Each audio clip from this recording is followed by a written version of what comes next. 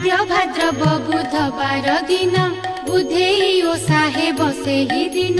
सासु बोलोई जे बहु को चाही ओषा आज किलो करिबु नाही सुनी न बहु बोलोई वचन काहि पाई ओषा करिबि पुण पांच पुत्र मले राजा आज्ञारे ए ओषा करिबि केउ प्रकारे सुनी न सासु बोलोई वचन रखिबे ताकुल बुद्धि बामन